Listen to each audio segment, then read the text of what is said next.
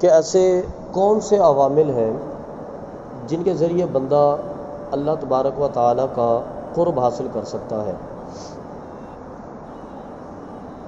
اللہ تعالیٰ کا قرب حاصل کرنے کے لیے جہاں بہت ساری دوسری چیزیں ہیں، ان میں سے ایک بنیادی چیز یہ بھی ہے کہ بندہ ہم وقت یہ تصور کرے کہ میرا رب میرے قریب ہے۔ بندہ ہم وقت یہ تصور کرے کہ میرا مالک مجھے دیکھ رہا ہے۔ اگر یہ عقیدہ ذہن میں راسخ ہو جائے، اگر یہ تصور ذہن میں راسخ ہو جائے کہ میرا رب میرے قریب ہے یا میرا رب مجھے دیکھ رہا ہے، تو یقیناً انسان گناہوں کے راستے سے جدا ہو جائے گا، کیونکہ کوئی بھی عمل کرنے لگے فوراً تصور پیدا ہوگا کہ بھی اللہ تو مجھے دیکھ رہا ہے۔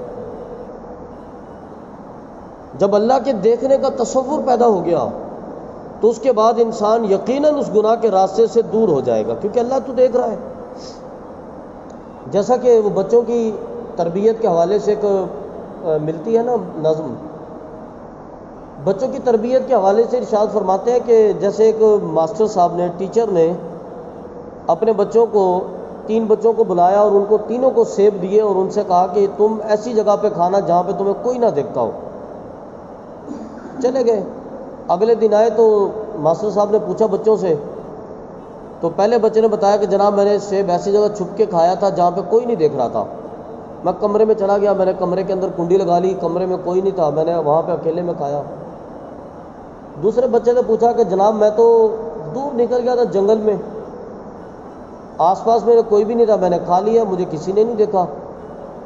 تیسرے بچے سے سوال ہوا، اس نے بیگ میں سے وہ سیب نکال کے ماسٹر صاحب کے سامنے رکھ دیا۔ اس نے پوچھا بھی یہ کھایا نہیں؟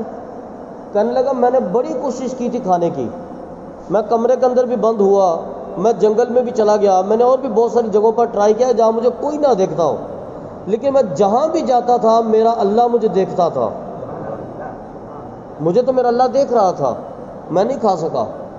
اگر یہ تصور ذہن میں پیدا ہو جائے کہ میرا اللہ مجھے دیکھ رہا ہے تو انسان تو گناہ کے راستے پہ جائے گا نہیں، کیونکہ کوئی بھی گناہ کرنے لگے، چوری کرنے لگے، زنا کرنے لگے، جھوٹ بولنے لگے یا کسی کے ساتھ ظلم کرنے لگے، جیسے ہی وہ آگے قدم بڑھائے گا فوراً تصور پیدا ہوگا کہ اللہ تو مجھے دیکھ رہا ہے۔ بس جیسے یہ تصور پیدا ہوا کہ اللہ مجھے دیکھتا ہے، گناہ خود بخود وہاں سے زائل ہو جائے گا، انسان گناہ کے راستے سے نجات حاصل کر لے گا۔ صرف یہ عقیدہ ہونا چاہیے۔ اور نبی پاک صلی اللہ علیہ وسلم کی حدیث مبارکہ بھی ہے، سرکار اقدس صلی اللہ علیہ وسلم نے ارشاد فرمایا، نماز پڑھنے کے حوالے سے ارشاد فرمایا کہ نماز کے اندر تمہارا خشوع و خضوع یا تو ایسا ہونا چاہیے کہ تم تصور کرو کہ اللہ تمہیں دیکھ رہا ہے، اور اگر فرمایا اتنا نہیں ہو سکتا تو کم سے کم یہ تصور ہو کہ تم خدا کو دیکھ رہے ہو، اللہ کے دیکھنے کا تصور آ جائے کہ میں اللہ کی بارگاہ میں موجود ہوں۔ فرمایا کہ گناہ خود بخود تم سے بھاگ جائے گا، نماز کے اندر سارے برے تصورات خود بخود زائل ہو جائیں گے۔ اگر یہ تصور کر لیا کہ چلے اور کچھ بھی نہیں، میرا خدا تو مجھے دیکھ رہا ہے نا، کم سے کم میں رکوع کیسے کرتا ہوں، میں سجدہ کیسے کرتا ہوں، میں قیام کیسے کرتا ہوں، میں تلاوت کیسے کرتا ہوں، میں قوم سجدے جلسے میں کیسے بیٹھتا ہوں، میرا اللہ تو مجھے دیکھ رہا ہے۔ اگر یہ تصور پیدا ہو جائے تو اللہ تبارک و تعالیٰ کی بارگاہ میں ایسی شاندار نماز پیش کی جائے گی کہ جس کی مثال کبھی نہ ملے۔ حضرت امام شافعی کے دور کی بات ہے کہ اس زمانے میں ایک بادشاہ، اس کے ساتھ معاملہ یہ ہوا کہ اس نے اس کا بیگم کے ساتھ ایک معاملے پر جھگڑا ہوا، تو اس کی بیگم نے کہا کہ میں نے تجھ جیسا جہنمی آدمی کبھی نہیں دیکھا۔ وہ بھی بادشاہ کی بیٹی تھی، ظاہر ہے کہ ملکہ تھی، اثر و رسوخ والی تھی، بادشاہ کو کہنے لگی کہ میں نے تجھ جیسا جہنمی آدمی کبھی نہیں دیکھا۔ بادشاہ نے کہا اچھا میں جنتی نہیں ہوں؟ اس نے کہا نہیں تم تو جہنمی ہو۔ اس نے کہا اگر میں جنتی نہیں ہوں تو پھر تجھے 3 طلاقیں ہو جائیں گی۔ اب یہاں علماء کے بعد یہ مسئلہ پیش کیا گیا، مسئلہ بڑا اہم تھا، بادشاہ کی بیوی کو بچانا بھی تھا۔ بادشاہ نے جب مسائل پوچھے تو کسی بھی جگہ مسئلہ حل نہ ہوا، چلتے چلتے یہ مسئلہ حضرت امام شافعی علیہ رحمت کی بارگاہ میں پہنچ گیا۔ آپ نے بادشاہ کو فرمایا کہ میرے پاس آ جاؤ۔ وہ بادشاہ حضرت امام شافعی کے پاس آیا، آپ نے فرمایا کہ تنہائی میں تھوڑی دیر کے لیے ملاقات کرو گے؟ اس نے کہا جی بالکل۔ آپ اسے تنہائی میں لے گئے، تنہائی میں جا کے آپ نے اس سے پوچھا کہ کیا تم کبھی اکیلے میں رب سے خوف کھایا تم نے؟ اس نے کہا ہاں بالکل میں نے تنہائی میں اللہ کا خوف کھایا ہے۔ آپ نے فرمایا کب؟ کہنے لگا دیکھیں جی ایک معاملہ یہ تھا کہ ایک دفعہ ایک کنیز تھی ہمارے محل کی، بڑی خوبصورت تھی، نوجوان تھی، وہ میرے خوابگاہ کی صفائی کر رہی تھی۔ میں اچانک کمرے میں داخل ہوا، اس کو میں نے دیکھا تو اس کے حسن پر میں فریفتہ ہو گیا، عاشق ہو گیا۔ میں نے اپنے خوابگاہ کا دروازہ بند کر لیا، میرا ہاتھ روکنے والا بھی کوئی نہیں تھا، اور میں بادشاہ تھا، میرے سامنے کس کی مجال کہ مجھے روکے۔ جب میں نے اسے زنا کرنے کا ارادہ کیا نا تو اس کنیز نے صرف ایک جملہ کہا، اس نے کہا کہ بادشاہ سلامت کیا تو خدا سے بھی نہیں ڈرتا؟ تو خدا سے بھی نہیں ڈرتا؟ اتنا دلیر ہو گیا تو بادشاہ کہنے لگا جب اس نے یہ جملہ کہا تو میں اندر سے کانپ گیا، میرے اوپر اللہ کا خوف غالب آ گیا، میں ڈر گیا، میں نے فوراً اسے چھوڑ دیا، میں نے دروازہ کھول دیا، اور میں بادشاہ تھا لیکن پھر بھی میں نے اس کنیز سے معافی مانگی۔ میں نے اس کے پاس کھڑے ہو کے اس سے معافی مانگی، میں نے کہا کہ آئندہ میں یہ حرکت نہیں کروں گا، تو مجھے معاف کر دے۔ فرمایا کہ میں اللہ کے خوف کی وجہ سے میں نے اس کو اس وقت چھوڑ دیا، مجھے روکنے والا کوئی نہیں تھا۔ تو حضرت امام شافعی نے فرمایا کہ کھڑے ہو جاؤ، وہ کھڑا ہو گیا۔ حضرت امام شافعی نے فرمایا کہ میرے سینے لگ جاؤ، تو اللہ تبارک و تعالیٰ کی بارگاہ میں پکا جنتی ہے۔ اس نے حیران ہو کے کہا کہ میں کیسے جنتی ہوں؟ آپ نے فرمایا کہ تم قرآن نہیں پڑھا؟ اللہ فرماتا ہے کہ وَلِمَنْ خَافَ مَقَامَ رَبِّهِ جَنَّتَانِ، کہ جس شخص نے اپنے رب کی بارگاہ میں حساب کتاب کے لیے کھڑے ہونے کا خوف کر لیا، اللہ تبارک و تعالیٰ سے 2 جنتیں عطا فرمائے گا۔ اگر مزاج کے اندر یہ خوف پیدا ہو جائے کہ یار اللہ کی بارگاہ میں حساب دینا پڑے گا، اگر مزاج کے اندر یہ خوف پیدا ہو جائے کہ میرے گناہوں کا حساب خدا کی بارگاہ میں ہوگا، وَلِمَنْ خَافَ مَقَامَ رَبِّهِ، جس شخص نے یہ خوف کر لیا کہ میں اپنے رب کی بارگاہ میں کھڑے ہو کے حساب دوں گا، فرمایا کہ جنتان، اللہ سے 2 جنتیں عطا فرماتا ہے، جا تجھے اللہ نے جنت دے دی ہے۔ امام شافعی نے فرمایا کہ جاؤ تیری طلاق نہیں ہوئی، وہ چلا گیا۔ لیکن بادشاہ کا مسئلہ تھا، بڑا مشہور ہو گیا زمانے کے اندر کہ امام شافعی نے کہہ دیا کہ بادشاہ کو طلاق نہیں ہوئی، یہ بادشاہ کے معاملے میں طلاق نہیں ہوئی۔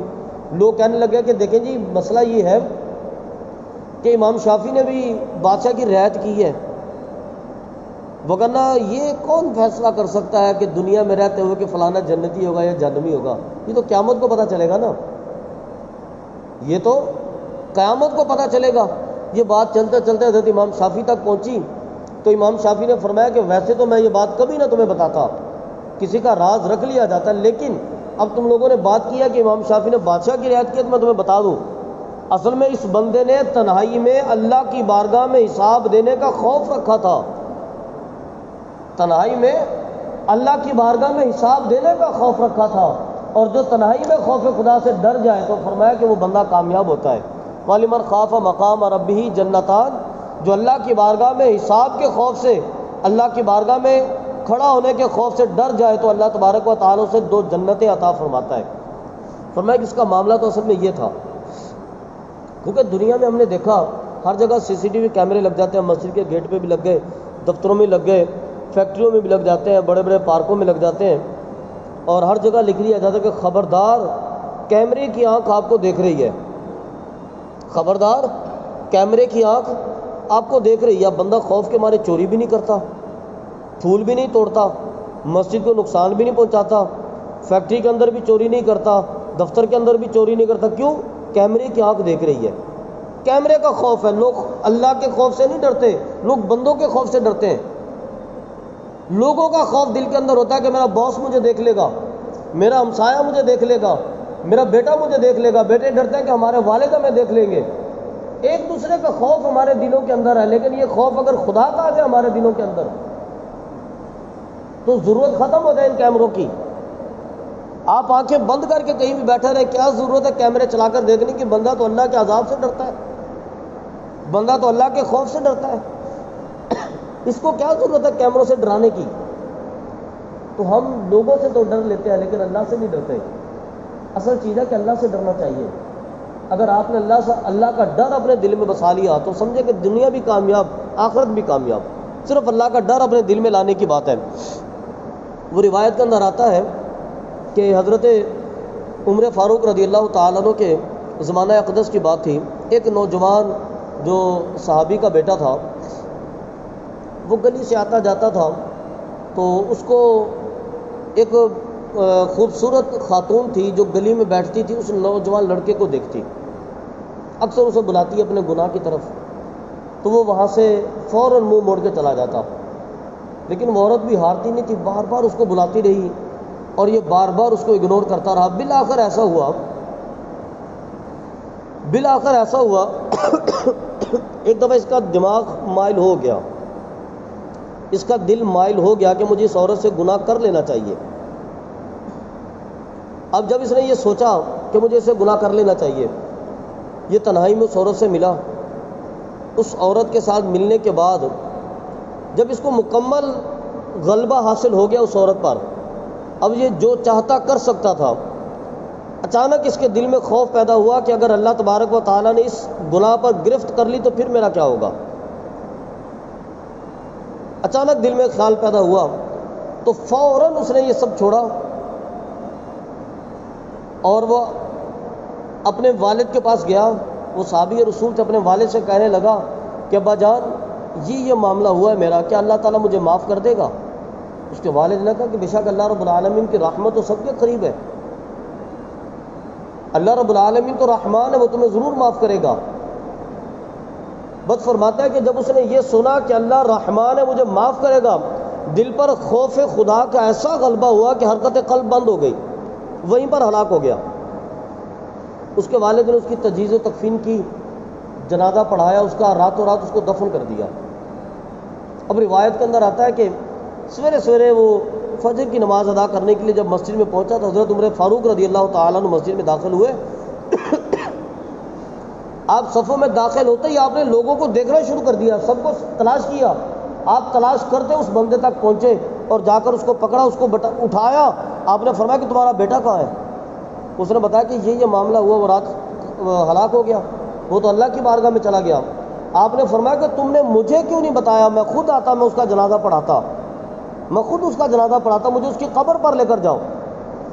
وہ حضرت عمر فاروق رضی اللہ تعالیٰ عنہ کو نماز کے بعد قبر پر لے کر گیا۔ فاروق اعظم اس کی قبر پر کھڑے رہے، روتے رہے بڑی دیر تک۔ رونے کے بعد آپ نے فرمایا کہ اے نوجوان، مجھے امید ہے کہ اللہ تبارک و تعالیٰ نے تجھے 2 جنتیں عطا کی ہوں گی، وَلِمَنْ خَافَ مَقَامَ رَبِّهِ جنتان۔ اے نوجوان، مجھے امید ہے کہ اللہ تعالیٰ نے تجھے 2 جنتیں عطا فرمائی ہوں گی۔ قبر کے اندر سے فوراً آواز آئی کہ امید نہیں، یقین رکھ عمر، اللہ نے مجھے 2 جنتیں عطا فرمائی ہیں۔ ابن عساکر نے اس کو لکھا، علامہ جلال الدین سیوطی علیہ رحمت نے اس روایت کو لکھا، فرماتے ہیں کہ قبر کے اندر سے آواز آئی اور اس نے کہا کہ عمر، امید کی بات نہیں ہے، یقین رکھو، اللہ تبارک و تعالیٰ کے وعدے جھوٹے نہیں ہوتے، اللہ کے وعدے تسلیاں نہیں ہوتی، دلاسے نہیں ہوتے، اللہ کے وعدے حقیقت پر مبنی ہوتے ہیں۔ جب اللہ نے فرمایا نا وَلِمَنْ خَافَ مَقَامَ رَبِّهِ جنتان، تو اللہ تبارک و تعالیٰ پھر 2 جنتیں عطا بھی فرماتا ہے۔ مجھے دی ہیں اللہ نے 2 جنتیں، میں نے دیکھ لیا جنتوں کا نظارہ۔ اللہ کا خوف اگر دل میں آ جائے، اگر بندہ یہ تصور کر لے کہ میرا مالک مجھے دیکھ رہا ہے، صرف اتنا سا تصور کہ میرا مالک مجھے دیکھ رہا ہے، تو بس اتنا کافی ہو جائے گا۔ حضرت جنید بغدادی علیہ رحمت کے حوالے سے آتا ہے، حضرت جنید بغدادی نے اپنے پیر صاحب سے، اپنے شیخ سے پوچھا، ان سے کہنے لگے کہ حضرت کوئی وظیفہ بتائیے مجھے تاکہ میں اللہ کی بارگاہ میں مقرب ہو جاؤں۔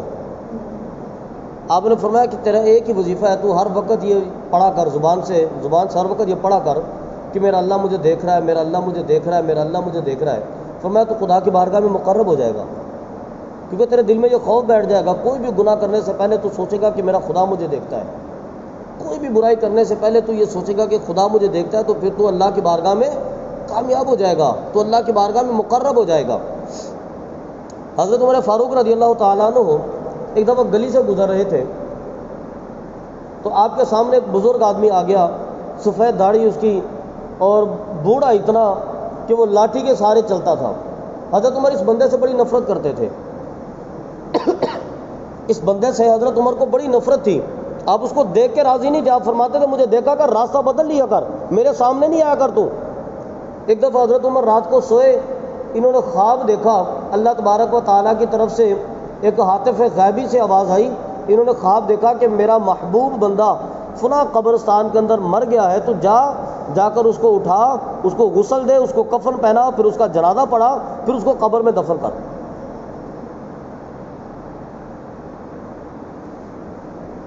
حضرت عمر فاروق بیدار ہوئے، فوراً اس قبرستان میں پہنچے۔ آپ نے دیکھا کہ ایک بوڑھا آدمی ایک قبر کے ساتھ لیٹا ہوا ہے اور اونھے منہ لیٹا ہوا تھا، وہیں پر وہ ہلاک ہو گیا۔ آپ نے جب دیکھا قرب و جوار میں اور کوئی نہیں ہے، تو آپ نے تصور کیا کہ یقیناً یہ وہی بندہ ہے جس کے بارے میں اللہ نے مجھے خواب میں بتایا تھا کہ یہ میرا محبوب بندہ ہے۔ آپ نے اس کو سیدھا کیا تو حیرت کے مارے کھڑے ہو گئے، یہ تو وہی بندہ تھا جس سے حضرت عمر نفرت کرتے تھے۔ لیکن خواب والی بات بھی آپ کو یاد تھی، بڑا تعجب تھا کہ یار یہ بندہ قابل نفرت ہے اور اللہ فرماتا ہے میرا محبوب ہے۔ تو حضرت عمر نے بہرحال تعمیل کی، انہوں نے اس کو اٹھایا، تجہیز و تکفین کی، اس کا جنازہ ادا ہوا، اس کو قبر میں دفن کر دیا گیا۔ رات کو حضرت عمر سو گئے، خواب کے اندر دوبارہ ایک پورا ماجرا آیا۔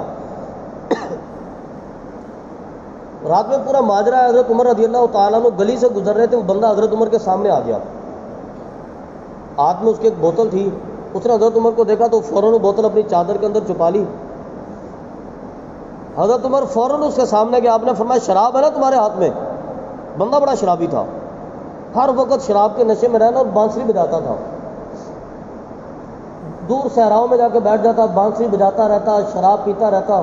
حضرت عمر فرماتے تھے کہ تم بوڑھے ہو گئے ہو، تمہاری عمر جو ہے اللہ کی بارگاہ میں اطاعت کرنے کی، فرما برداری کرنے کی، زندگی کا چال چلاؤ ہے، تمہیں خدا کی بارگاہ میں توبہ کرنی چاہیے۔ تم شرابیں پیتے ہو جنگلوں میں بیٹھ کر۔ تو شراب کی بوتل اس نے چھپا لی۔ حضرت عمر نے فرمایا شراب ہے نا تمہارے ہاتھ میں؟ کہنے لگا نہیں میرے ہاتھ میں تو سرکہ ہے۔ آپ نے فرمایا شراب ہے تمہارے ہاتھ میں؟ کہنے لگا نہیں میرے سرکہ ہے میرے ہاتھ میں۔ حضرت عمر نے فرمایا کہ اس کو نکالو باہر، میں بھی چیک کر لیتا ہوں۔ اس نے وہ شراب کی بوتل نکالی، حضرت عمر کے ہاتھ میں دی، تو حضرت عمر نے چیک کیا، وہ واقعی سرکہ تھا، وہ بندہ جب حضرت عمر نے فرمایا کہ ہاں یہ سرکہ ہے تو بچ گیا، بندہ زار و قطار رونے لگا، زار و قطار۔ آپ نے فرمایا کیا ہوا؟ آپ تو چھوٹ گئے ہو نا، تم بچ گئے ہو، عمر کی سزا سے بچ گئے ہو۔ کہنے لگا کہ عمر جب تم سامنے سے آ رہے تھے نا، میں نے تمہیں دیکھا، بوتل میرے ہاتھ میں شراب کی تھی، یہ پکی بات ہے، بوتل شراب کی تھی، میں جا رہا تھا جنگل میں شراب پینے کے لیے، لیکن جیسے تم سامنے آئے نا، میں نے فوراً اپنی بغل میں چھپائی اور میں نے اللہ کی بارگاہ میں کہا کہ اللہ اگر آج تو عمر سے بچا لینا تو میں وعدہ کرتا ہوں آج کے بعد شراب نہیں پیوں گا۔ میں نے فوراً چھپا کے کہا اللہ اگر تو عمر سے آج بچا لے، میرا رب کتنا کریم ہے کہ اس نے مجھے بچا بھی لیا۔ تو میں تو ساری زندگی شرابیں پینے میں گزار دی، میں نے ساری زندگی بانسریاں بجانے میں گزار دی، میں نے ساری زندگی اپنے رب کی نافرمانی میں گزار دی۔ وہ رب اتنا کریم ہے کہ میں نے ایک دفعہ کہا کہ میرے مولا اگر تو آج عمر سے بچا لے تو میں تیری بارگاہ میں توبہ کرتا ہوں کہ آج کے بعد شراب نہیں پیوں گا، میرے رب نے بچا لیا۔ وہ کتنا قادر ہے، وہ کتنا کریم ہے، یہ اس کا فضل تھا اللہ رب العالمین کا اس کی ذات پر کہ جب وہ مر گیا تو اللہ رب العالمین نے حضرت عمر کو حکم دیا کہ عمر جاؤ، میرا دوست فلاں قبرستان کے اندر پڑا ہے، اس کو اٹھا کر اس کی تجہیز و تکفین کرو، اسے قبر میں دفناؤ، وہ لاوارث نہیں رہنا چاہیے کیونکہ وہ اللہ کا دوست ہے۔ وَلِمَنْ خَافَ مَقَامَ رَبِّهِ جَنَّتَانِ، اس لیے کہ جس نے اپنے دل کے اندر اللہ تبارک و تعالیٰ کا خوف پیدا کر لیا، اللہ اسے 2 جنتیں عطا فرمائے گا۔ اللہ رب العالمین کی بارگاہ میں قرب حاصل کرنے کے یہ بہترین طریقے ہیں، جیسا کہ میں نے گزشتہ جمعۃ المبارک میں اور اس سے پہلے بھی عرض کیا تھا، تیسرے جمعۃ المبارک سے ہمارا یہ موضوع چل رہا ہے۔ میں نے عرض کیا تھا کہ اللہ رب العالمین کی بارگاہ میں اگر آپ قرب حاصل کرنا چاہتے ہیں، سب سے پہلے اللہ رب العالمین کی رحمت کا یقین کر لیجئے۔ اب کوئی بھی عمل کرے، کچھ بھی کرے، آپ کے دل میں یقین ہونا چاہیے کہ اللہ تعالیٰ رحمان ہے، وہ مجھ پہ رحم کرے گا، اللہ کی رحمت کا یقین ہونا چاہیے۔ دوسرے نمبر پر یہ ہے کہ اپنے آپ کو اللہ کی رضا میں راضی رکھنا چاہیے، اپنے آپ کو اللہ کی رضا میں راضی، وہ جیسے مرضی رکھے بندے کو، بندہ اس رب کی رضا میں راضی رہے تو وہ بندے کے ساتھ راضی ہو جاتا ہے۔ اور تیسرا یہ ہے کہ آپ ہر وقت تصور رکھیں کہ اللہ مجھے دیکھ رہا ہے۔ ایک بڑی معروف حدیث مبارکہ ہے، یہ بات اس لیے ذہن میں آئی کہ اللہ کی رضا میں راضی رہنے پر حضرت علی رضی اللہ تعالیٰ عنہ فرماتے ہیں کہ جو بندہ اللہ تبارک و تعالیٰ کے دیے ہوئے کم رزق پر راضی ہو جائے، اللہ تبارک و تعالیٰ اس کی کم عبادت پر بھی راضی ہو جاتا ہے۔ جو اللہ کے دیے ہوئے کم رزق پر راضی ہو جائے، اللہ اس کی ہوئی کم عبادت پر بھی راضی ہو جاتا ہے۔ ہر وقت اللہ کی بارگاہ میں یہ کہنا کہ اللہ میں تنگ دستیوں میں ہوں، اللہ میں تنگ دستیوں میں، یہ بھی نہیں ہونا چاہیے۔ بس اللہ کی رضا میں راضی رہیں۔ اگر آپ تنگ دستی میں تو کیا رب کو نہیں پتا؟ حضرت ابراہیم علیہ السلام کو جب آگ میں ڈالا جا رہا تھا، نمرود والی آگ میں، تو جبریل امین آگے پوچھا کیا ابراہیم کوئی بات ہے جو اللہ کی بارگاہ میں پہنچانی ہے تو مجھے بتائیے، میں ابھی جا کے کہتا ہوں۔ حضرت ابراہیم نے فرمایا کہ کیا اللہ کو نہیں پتا میرا خلیل کس حال میں ہے؟ وہ نہیں جانتا، خبر ہے نا اسے، تو پھر کیا فائدہ اس کو بتانے کا؟ فرمایا کہ اللہ کی بارگاہ میں شکایت کرنا بھی اس کی رضامندی کے خلاف ہوتا ہے۔ اللہ کی رضا میں راضی رہنے کا مطلب یہ ہے کہ وہ جیسے بھی رکھے بندہ راضی رہے۔ اللہ رب العالمین کی بارگاہ سے دعا ہے کہ اللہ تعالی ہمیں صراط مستقیم پر استقامت عطا فرمائے۔